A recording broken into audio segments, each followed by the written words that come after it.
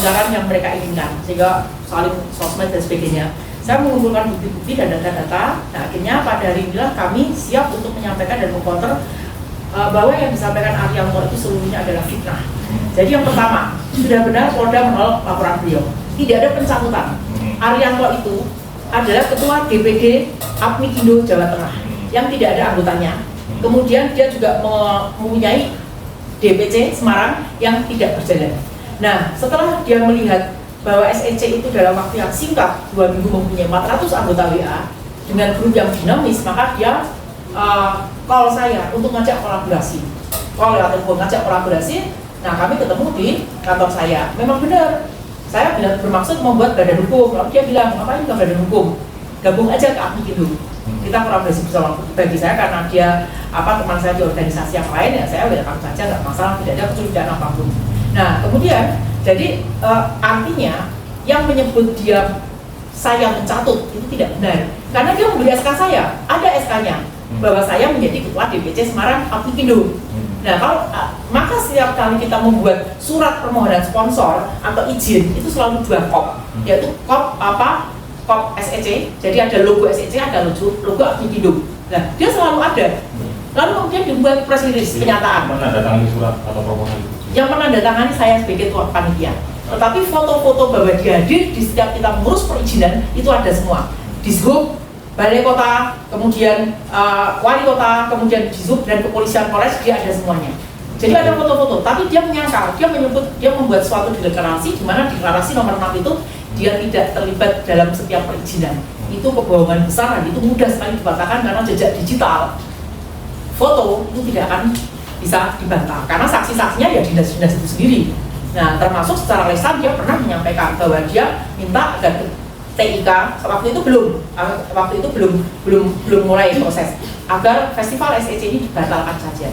Nah, setelah dia mulai melihat kenapa dia tidak menyukai SEC, karena saat itu dia inginnya anggota SEC kami yang hampir 1000 karena ada 2 grup WA itu harus masuk ke Apmikindo. Dia menyebar G-Form, Bitly, masuk, dan ternyata dari sekitar 700-an orang itu, waktu itu masih 700, ternyata yang mengisi G-Form hanya 5, dia marah.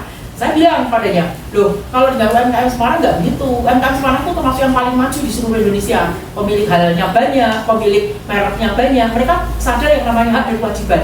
Buktikan dulu, ada manfaat untuk ikut Apmikindo. Nanti kalau setelah mereka merasakan manfaat ikut Apmikindo, otomatis mereka itu dengan sukarela ngisi G-Form. Jangan sebelum mereka merasakan manfaat dari Apmikindo, kita paksa untuk ngisi G-Form. Enggak, biar aja SEC saja merekrut mereka tidak ada kewajiban nyetor KTP, tidak ada kewajiban iuran bulanan, tidak. Kita menampung mereka siapa, malah kita bagikan link kita secara siapapun boleh masuk karena SEC itu adalah Semarang Ekonomi Kreatif. Kita itu menghandle sekitar 16 bidang ekonomi dari kuliner sampai film dan sebagainya.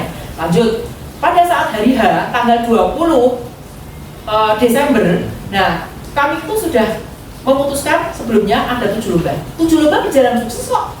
Dari K-pop, line dance, senam kreatif, kemudian ada fashion show, ada lomba mewarnai gambar, itu semuanya sukses. Hanya satu yang gagal total dan itu adalah by design. Dan saya menduga ini adalah proses kriminalisasi, ini proses sabotase, yang ini penggagalan terencana. Dan itu bisa kita buktikan dengan bukti-bukti yang ada, secara foto-foto dan sebagainya. Satu, bukti yang pertama, ada keinginan secara lisan dia menyampaikan di tempat kita minta izin akan digagalkan. Itu sebelum berlangsung. Yang kedua, Arianto.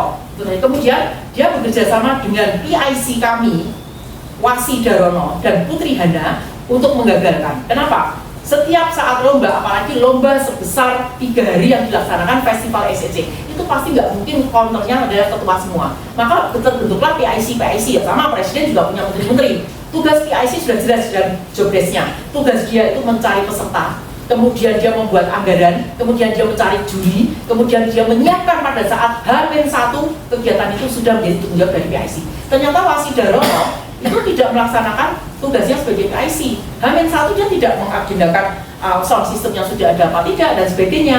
Nah, kemudian pada hari H dia malah membakar dan dia memprovokasi semua peserta tari itu untuk berhambar-hambar ke keguguran. Seharusnya tugasnya Wasi Darono dan anaknya Putri Hana yang saat itu menjadi MC, mereka adalah pihak SEC karena mereka itu pengurus SEC. Mereka itu PIC ditunjuk oleh SEC, anaknya itu PIC fashion show, yang nanti pada kasus yang berbeda saya akan ungkap kriminalisasi yang dilakukan oleh Putri Hana, anak dari Wasi Darono, mantan lurah di Kota Semarang. Saya nggak tahu dia lurah di kelurahan kemana. Nah, jadi pada saat prodet itu tadi, akhirnya muncul suara-suara sumbang di media-media, panitia tidak tanggung jawab, maestro Sultan melarikan diri. Siapa yang melarikan diri? Di TikTok semuanya ada, foto saya ada, video saya ada, saya pakai kerudung merah, saya ngomong apa, silahkan putar kembali TikToknya.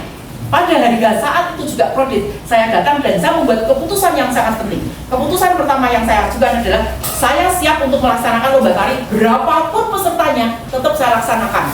Juri ada, piala ada, hadiah ada, sampai selesai. Dan waktu saya sampaikan itu yang ngacung banyak. Kenapa? Loh, mereka memang mencarinya kan mencari lomba, tidak mencari keributan. Nah, kemudian pada saat ribut itu Wasi Darono tidak berusaha menenangkan, yang menjadi tugasnya seorang PIC itu harus menenangkan, lalu mencari solusi. Teman yang lain itu sudah mencari solusi, untuk mencari solusi dia malah teriak-teriak. Loh, ini bagaimana? Saya kan hanya membantu. Nah, memang itu tugasnya PIC. Nah, itu tidak dia lakukan, tapi membakar bersama dengan anaknya itu tadi. Nah, akhirnya saya memberikan keputusan. Yang merespon untuk ikut lomba tari itu banyak, tetapi mereka diancam oleh peserta lain yang tidak menghendaki lomba itu ada. Lalu saya buat keputusan kedua, opsi yang kedua, bagi yang tidak bisa melanjutkan lomba tari karena mungkin sudah terlanjur pulang, karena mungkin anaknya lelah, maka saya berikan opsi untuk kompensasi. Saat di tribun Taman Indonesia Kaya, saya belum menyebutkan jumlah kompensasi, tapi saya sudah sebutkan, saya akan beri kompensasi, karena sesungguhnya lomba itu gratis. Di TK tidak boleh ada lomba yang bayar. 100.000 yang mereka bayarkan itu adalah biaya konsumsi, dan itu sudah mereka makan semua. Roti, snack, itu sudah mereka makan semua. Jadi sudah nggak ada lagi tanggung jawab kita terkait dengan uang 100.000 itu tadi. Itu judulnya uang konsumsi. Nah, kemudian mereka menggiring. Jadi tidak menyelesaikan masalah, tidak mencari solusi bagaimana menawarkan, tapi mereka, ayo kita lapor ke gubernuran. Itu yang dilakukan oleh Wasi Darono dan Putri Hana. Saat itu Arianto belum muncul. Nah, akhirnya setelah saya menenangkan mereka, saya bilang, saya mau izin.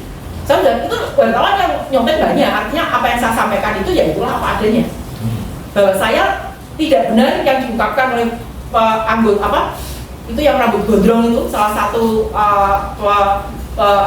pelatih tari yang si rambut gondrong laki-laki, panitia melarikan diri, mesulistin tidak datang, itu fitnah betul-betul. Kalau ini tidak diklarifikasi, dia akan saya angkat juga nih dari peserta tari. Dan mereka bohong, peserta tari itu. Kami dari luar kota. Ternyata 35 peserta itu tidak ada yang luar kota, semuanya di Semarang. Nah, lanjut. Di beberapa berita mengatakan peserta 500, bohong. Peserta cuma 278. Lanjut. Akhirnya saya minta izin pada mereka. 178, maaf, 178. Karena 35 pesertanya itu 3 sampai 8. Lanjut. Saya ke gubernur, saya sudah pamit pada mereka, saya tak mau benar-benar menyelesaikan masalah ini. Tawaran saya tadi tolong dipikirkan tetap berlaku. Nah, akhirnya ke gubernur saya dengan tim kami Mbak Eti, karena kami sudah memberikan kepada mereka untuk memikirkan kalau mereka buat keputusan ya lomba dimulai, kita segera mulai bisa. Lalu saya ke gubernuran, di situ dipimpin oleh Bu Woro, daftar hadirnya ada, peserta gubernuran saya mempunyai daftar hadir, tanda tangan. Lalu kita diskusi, akhirnya endingnya itu membahagiakan sekali, baik untuk peserta tari maupun untuk saya maupun Bu Woro. Apa endingnya?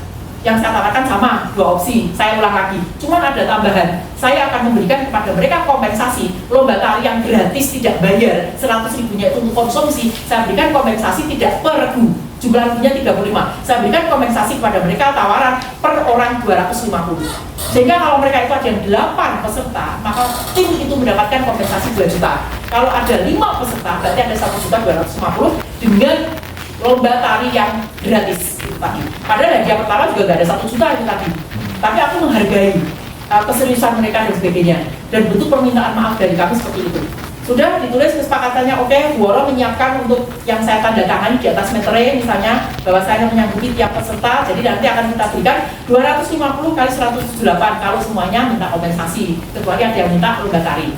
Nah, Bu Woro itu lama sekali. Saya sampai gelisah.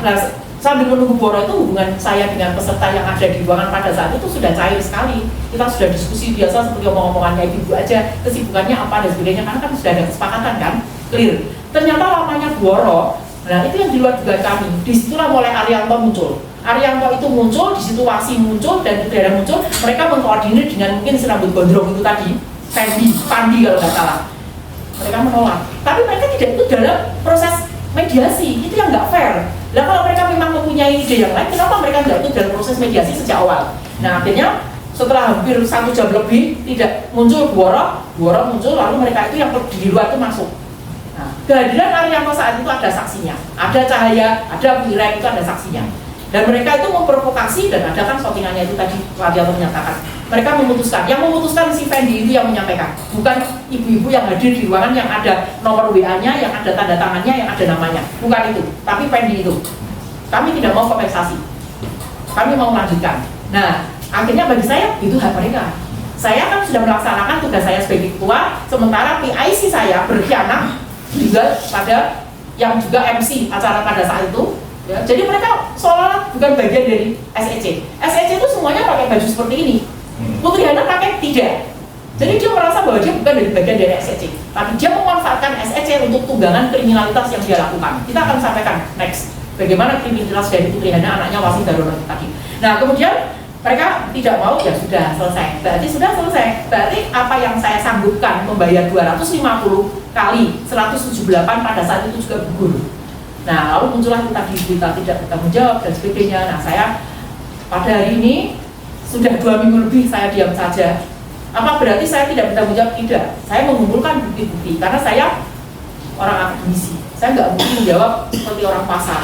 Saya harus mempunyai bukti-bukti yang otentik. Saya harus disupport oleh legal. Saya harus memikirkan teman-teman saya, memikirkan Universitas PGRI Semarang tempat saya bekerja, memikirkan tempat suami saya bekerja, dan tentunya memikirkan anak-anak saya.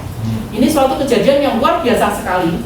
Kesabaran saya pada hari ini sudah sampai batasnya, tidak ada itikat baik dari Arianto, Wasi Darono, dan Putri Hana. Maka kami akan melaporkan ini secara legal dan proses akan kita lanjutkan.